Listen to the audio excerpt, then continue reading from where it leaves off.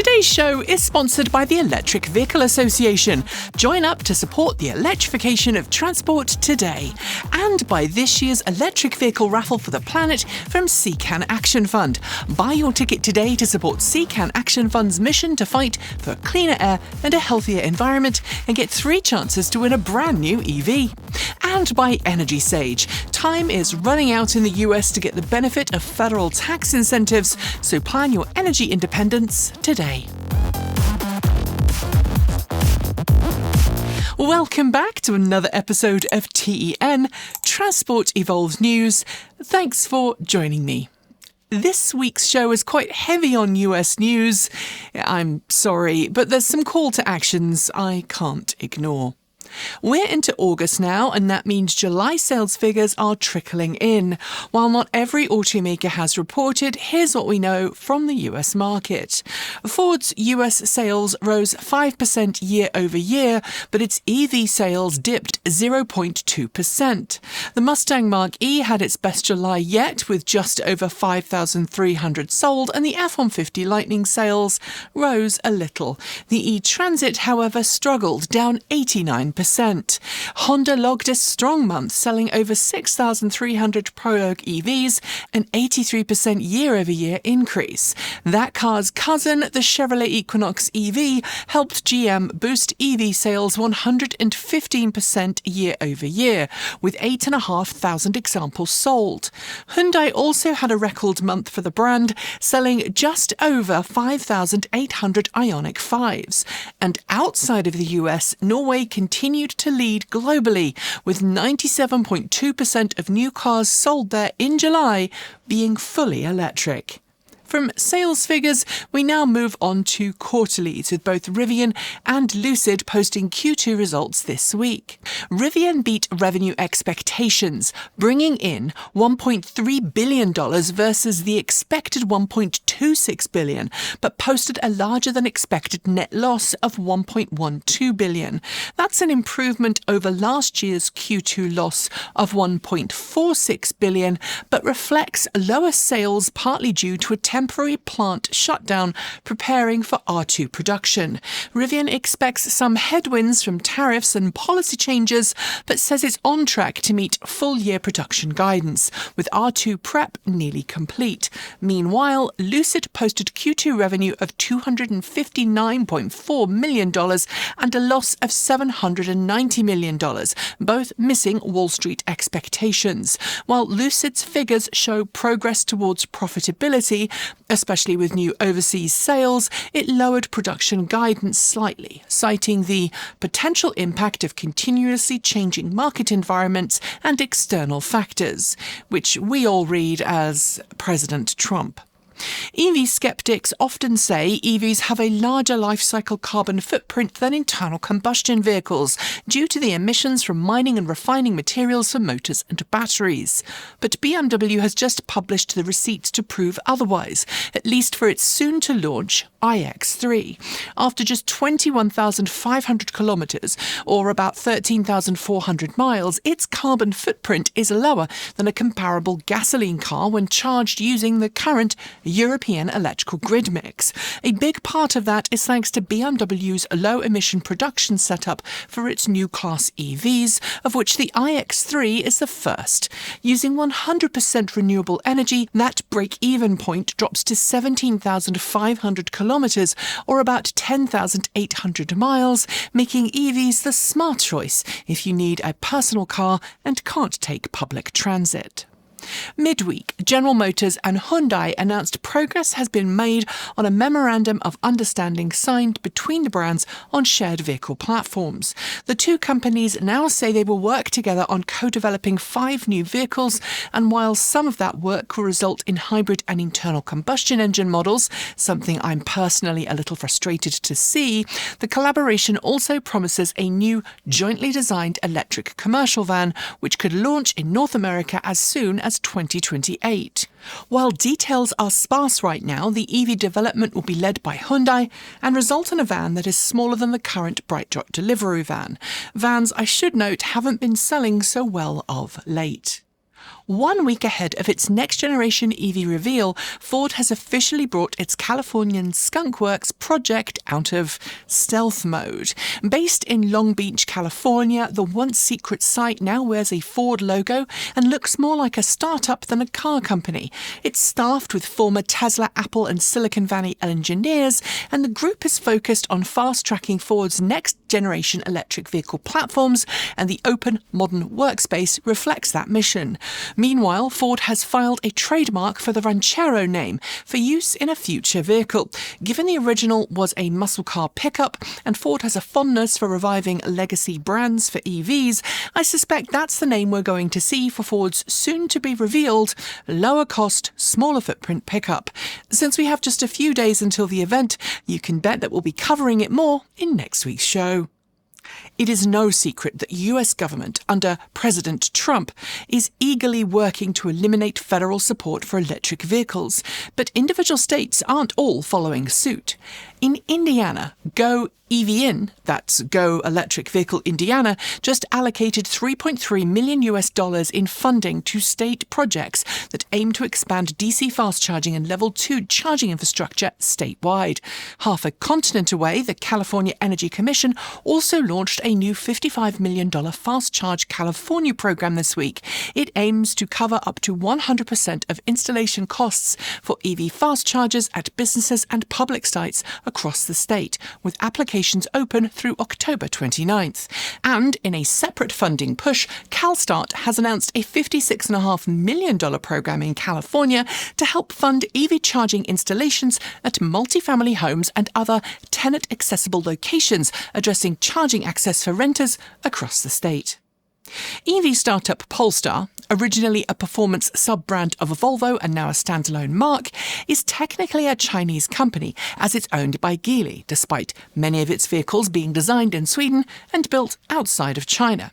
This week, we learned that while Polestar's sales in Europe and the US grew by 51% year-over-year during its first half of 2025, its sales in China have plummeted. According to multiple Chinese media outlets, the company now has just one physical retail location in the country, in Shanghai, and has halted all online sales. Test drives are now reportedly only available by appointment, and rumours suggest Polestar may exit the Chinese market entirely by year's end. Of the more than 30,000 vehicles Polestar sold globally in the first half of this year, just 69 were sold in China, a grim figure in a country where the top 5 EV manufacturers collectively sold more than 2 million vehicles during that same period. Since January, we have steered clear of covering Tesla due to its CEO's persistent promotion of far-right rhetoric. However, recent developments have compelled us to mention it beyond the usual recall notices because of its growing negative impact on the EV industry. This week, multiple outlets reported that Tesla owes more than $24 million to small independent suppliers and contractors, many of whom have declared bankruptcy while waiting for payment on work completed at the company's Texas Gigafactory. At the same time, Tesla faces a growing number of lawsuits, including allegations of securities fraud over its robo-taxi claims, wrongful death suits linked to autopilot crashes, and accusations that it misled crash investigators and plaintiffs.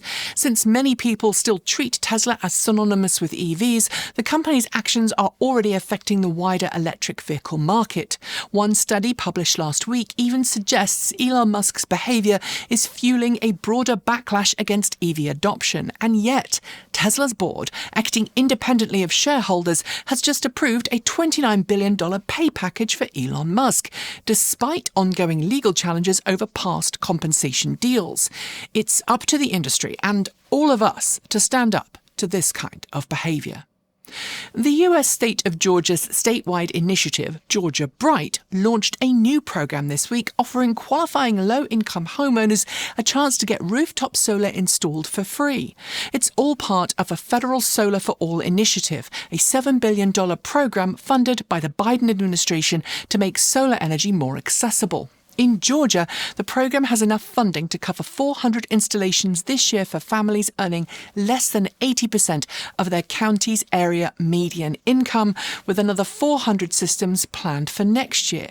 Yet the US EPA just confirmed this week it's contacting all the states, non-profits and tribal nations that received Solar for All funding, demanding the money back. If successful, and it is legally murky whether the federal government can claw back funds already appropriated by law, it could devastate low-cost solar programs nationwide. If you are in the US, this kind of behaviour from the federal government is becoming de rigueur. But in a week where President Trump rescinded all wind energy areas in the US coastal waters and ordered a sweeping review of all wind turbine permitting nationwide, now is the time to act.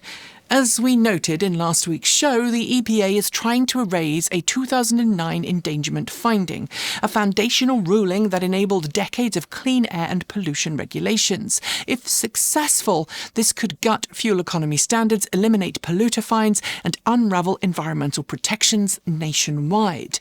But before the proposed rollback becomes law, there's a legally required public consultation period, and it just opened this week. If you are in the US, you have until September 15th to make your voice heard, and there are virtual public hearings scheduled for August 19th and 20th.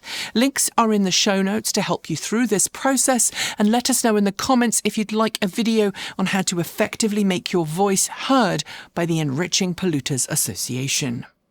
I'll have more stories in a moment, but first a quick ad from our friends at CCAN Action Fund. And unlike most ads, this is one you won't want to skip because it's offering you the chance to drive off in a brand new electric vehicle while supporting an amazing non-profit that's working for a cleaner environment. This year, the electric vehicle raffle for the planet from CCAN Action Fund is its best yet, because every ticket gives you not one but 3 chances to win an amazing EV, letting you transition to a cleaner future. The grand prize winner gets to pick from one of 6 new EVs: the rugged Rivian R1S SUV, the powerful Rivian R1T pickup, a brand new Lucid Gravity SUV, ultra-efficient Lucid Air sedan, sought-after Porsche Macan EV, or iconic Porsche Taycan, while second-place winners will be given the choice between the Hyundai Ioniq 5 or our recent favourite, the Volkswagen ID Buzz. And for the first time, there's also a third-place EV winner, the highly popular Chevrolet Equinox EV. Only 10,000 tickets will be sold. Tickets are just $200 and support the CCAN Action Fund's mission to fight for a cleaner air and a healthier environment. Even better, the group covers state and federal taxes. Tariffs? No problem, because they are covered too. Head over to www.evraffle.org to grab your ticket. That's evraffle.org, or check out the show notes or on-screen QR code to win the EV of your dreams. We are off to recall reminders now, and as always, you'll find show notes with further details on our website, transportevolved.com. Porsche has recalled the Macan EV in the US to address an issue with a front seat airbag. Luckily, just 3 examples are believed to be affected, and owners will be notified by the end of September. In a similarly small recall, Tesla has recalled just 5 Model Ys after a grounding wire was found to be incorrectly secured on the horn circuit, which could result in the horn failing to sound. In a slightly wider recall, 53 examples of the Cadillac VISTIQ and LYRIQ are being recalled to address an improperly tightened high-voltage battery pack. Owners will be notified by September 8th. Those are your recall reminders, and now it's time for our new and improved news shorts. And as a reminder, you'll find links to all of the stories in the show notes on our website. Lyten Energy has completed the successful acquisition of the remaining assets of NorthVolt located in Sweden and Germany. This includes NorthVolt ET, NorthVolt Labs, and NorthVolt Drei. The deal was worth $5 billion. Foxconn has sold the former GM and Lordstown Motors plant in Ohio, which it acquired for a failed joint venture with Lordstown. The buyer, Crescent Dune LLC, a shell company formed in Delaware just 2 weeks ago. Genesis has quietly removed the Electrified G80 sedan from its US lineup. It went on sale in the first half of 2023, but now only the GV60 EV and Electrified GV70 will remain on sale. Joby Aviation has announced it will acquire the urban air mobility passenger arm of Blade Air in a deal worth up to $125 million. Blade Air's medical division is not included in the sale. NIO's budget marque, Firefly, will officially make landfall in Europe next week. Already on sale in China, it will launch in the Netherlands on August 14th with the Firefly as its first model. Nissan has officially priced its all-new Micra EV for the UK market. The Nissan twin to the already on-sale Renault 5 will start from just under £23,000 on the road. The Fraunhofer Institute for Manufacturing Technology and Advanced Materials has developed a real-time monitoring system for lithium-ion batteries using dynamic impedance spectroscopy. This could improve battery life prediction accuracy.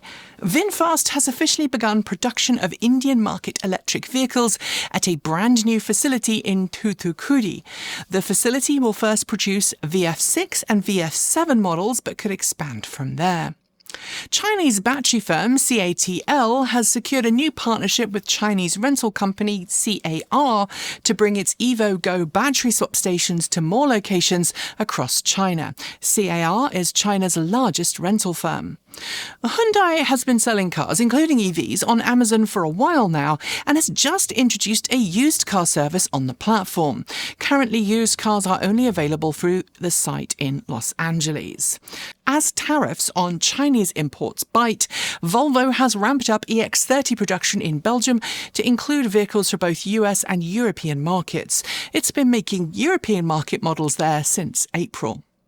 The EU-funded HiQ-CARB project has combined acetylene black and carbon nanotubes to reduce additives in lithium-ion battery packs, aiming for a more cost-effective battery production.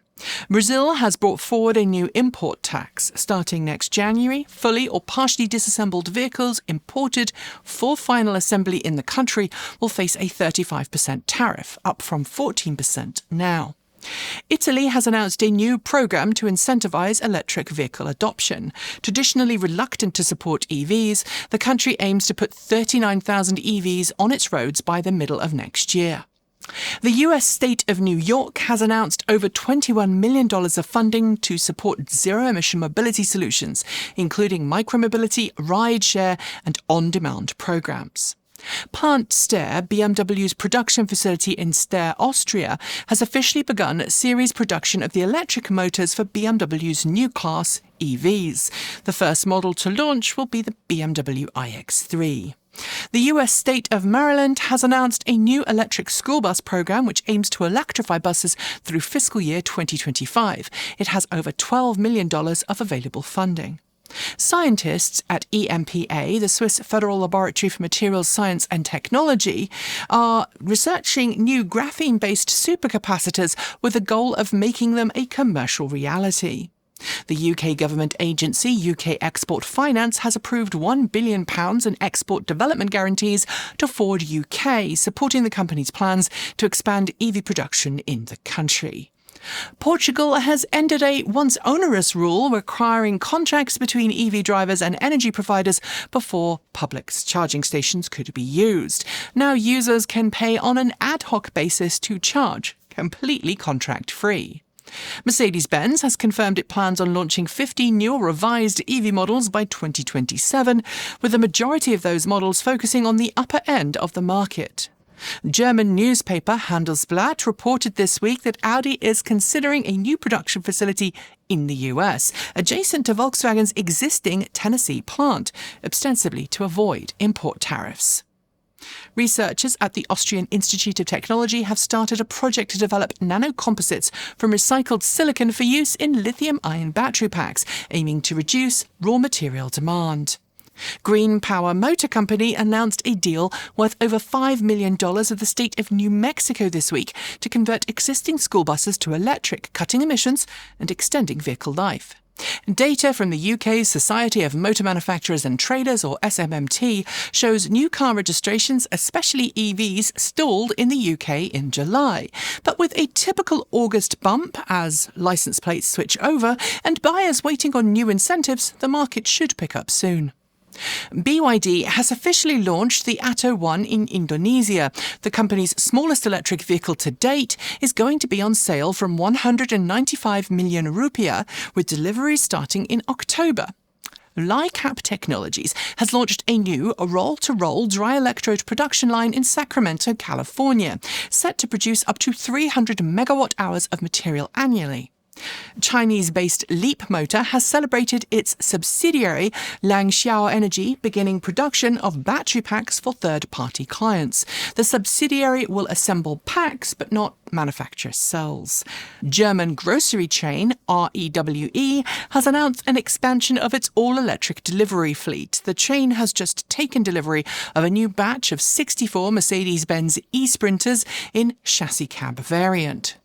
MG has unveiled its redesigned MG4 compact hatchback in China. Starting at 73,800 yuan, it's nearly 50% cheaper than its predecessor. A new semi-solid battery variant is promised later this year. Alexander Dennis, in partnership with Clean Drive, has announced a new AD repower programme launching in the UK early next year. It will retrofit Enviro 400 diesel buses for all-electric operation. The Australian state of Victoria has published the first phase of a new freight plan to help decarbonise road freight. The plan includes $8 million Australian dollars in investment. Aerospace, in partnership with Electro.Aero Forge, has announced plans to develop portable fast-charging solutions for its e-flyer fleet, addressing a major gap in aircraft charging infrastructure. Nissan's Sunderland plant in the UK, where the Leaf is built, has added 3 new fast-charging stations for all-electric big rigs, helping to decarbonise on-site freight transport. Volkswagen is ending production of the Volkswagen ID.5, the coupe sibling of the Volkswagen ID.4. Sold in limited markets, it never reached high volumes, and Volkswagen is refocusing on more popular and affordable EV models. Chinese tech firm turned automaker Xiaomi has hired Kai Langer, longtime BMW i design chief. As of the 1st of August, he's at Xiaomi's Munich Research and Development Centre, most likely working on new EV designs. Nissan has launched the Nissan Energy Marketplace, a one-stop shop to help Leaf owners install home charging and energy hardware for their new cars. The new Leaf will launch next month. Solar panel recycling firm SolarCycle, along with researchers at Arizona State University, or ASU, have confirmed that solar panels made with recycled glass perform just as effectively as those made with new glass. Fittingly, this research comes from my wife's alma mater, the home of the Sun Devils. Appropriate. And those are your news shorts. There will be more next week. Our final 2 stories are coming up next, but first, a quick word from one of today's sponsors, Energy Sage, who can help you in the US green your heating and energy. Energy Sage connects you with local verified solar installers across the US and now heat pump specialists in select markets who really know their stuff and can help guide you through the process of installing solar panels or getting a heat pump installed. Not a homeowner? No worries. Energy Sage can still help you green your electricity by helping you join a community solar program. We used Energy Sage ourselves when we were looking for installers willing to help us put solar panels on the roof of our home, and their verified pros were knowledgeable and even introduced us to an amazing credit union that allowed us to finance the project with low monthly payments. As I'm sure many of you know, HR1 is now US law, and all incentives for solar, including savings of as much as 30% through the federal tax credit program, will disappear soon. Unfortunately, solar projects take time, so if you want to lock in those savings, it's important to act immediately because time is very much running out. Follow the links below to sign up for either of Energy Sage's free, no-obligation services and get the ball rolling today. And if you choose an Energy Sage installer for your project, we will also receive a small referral fee, so you'll be helping us too. Help the grid get greener, save money, gain energy independence and support the show? It's a win-win-win-win. And now it's time for those last two stories. Vehicle-to-grid, or V2G technology, is something I am personally a big fan of. I even made a video this week showing how I powered this studio from an EV during a planned power cut. Many people worry that using V2G, or vehicle-to-home, V2H systems will harm EV battery life, but new research from WRTH Aachen University, a leading German technical university, and the Mobility House Energy Project shows the long-term impact on battery capacity is minimal. Their study found that after 10 years of simulated V2G use, battery capacity drops by about 21% compared to 18% for a similar vehicle driven the same distance without V2G. That means only around a 6-mile or 10-kilometre difference in WLTP test range over 10 years. A small effect most won't even notice. So go ahead, use your EV to add energy stability at home without fearing serious battery wear. And finally, automakers love celebrating when their vehicles do something new or unusual, be it a world tour or a speed record, all for marketing hype. A few weeks ago, I mentioned a downhill but still impressive range test in Europe with a Lucid Air sedan. It set a new Guinness World Record for longest distance for a single EV charge, though that downhill route did help. This week, GM chased similar attention. Engineers drove the Chevrolet Silverado EV Max Range work truck over 1,059 miles, about 1,705 kilometres on a single charge, which is more than double its listed EPA range. Unlike the Lucid trip, this was done at just 20 to 25 miles per hour, around 32 to 40 kilometres per hour, near GM's Milford Proving Ground. Drivers hypermiled by turning off AC and inflating tyres fully. The engineers who took part in this attempt celebrated at the end by presenting themselves with a 3D printed trophy they made, but honestly, it is mostly a stunt. I have a video planned on this topic, so let's just leave it there. So that's it for today, but before I go, a huge thank you to the Electric Vehicle Association for sponsoring today's show. The EVA has been advocating for electric vehicles since 1967 and remains firmly committed to a cleaner, greener future for everyone. Join the EVA today to find out how to become an EV educator, meet like-minded fans, get help to make your own transition to electric.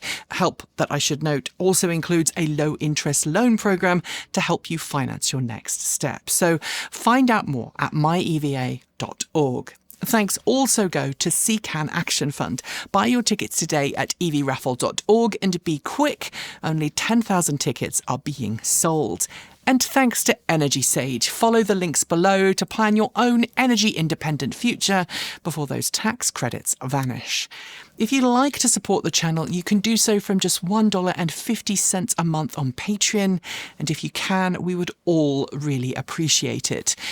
YouTube is frankly now a cesspool of AI nonsense and trolls and has yet again reduced creator ad payment. So while we'd love to host elsewhere, there's not really a good alternative right now. And no, Nebula is invite only. Sorry. Right now, Patreon really is our only reliable form of income, so if just 400 of our 152,000 subscribers who have yet to sign up to Patreon did so and committed to giving the equivalent of a fancy coffee a month, or even just $1.50, it would put us in a much better financial situation. Right now, we are surviving on the occasional incredibly generous stipend that comes from supporters and helps boost our coffers. But I'm not going to lie. The lack of YouTube revenue has led to many a sleepless night.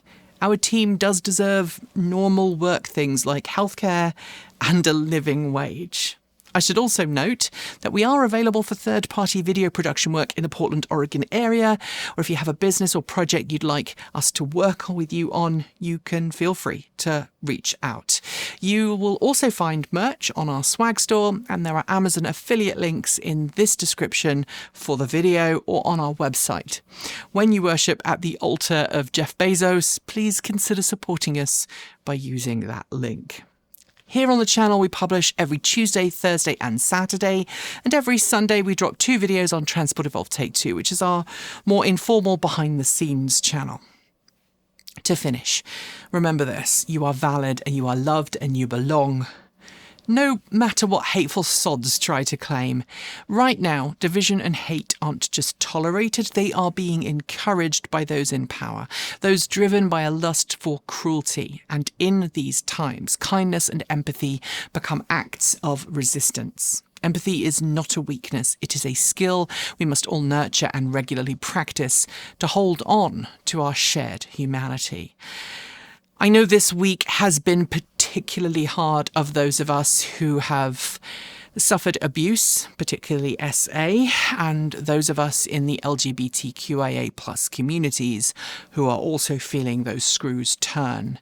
If you've needed to turn off the news or take a rest and step back from the outside world, I want to make sure you understand it is okay. In fact, it is important to take care of yourself. So when you are better, when you are feeling better, you can come back stronger than before to stand up for decency, community and justice.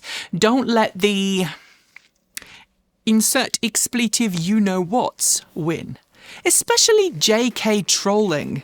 Which is what my almost blind mother accidentally typed in a message to me just today. And I think it's brilliant. So that's what I'm going to call that woman from now on. Whoever you are, wherever you are, whoever you love, you are not alone. Be an ally. Be kind. Be that positive change you want to see in the world. And please, for the sake of everyone's future, don't let hate or ignorance win. As always, keep evolving.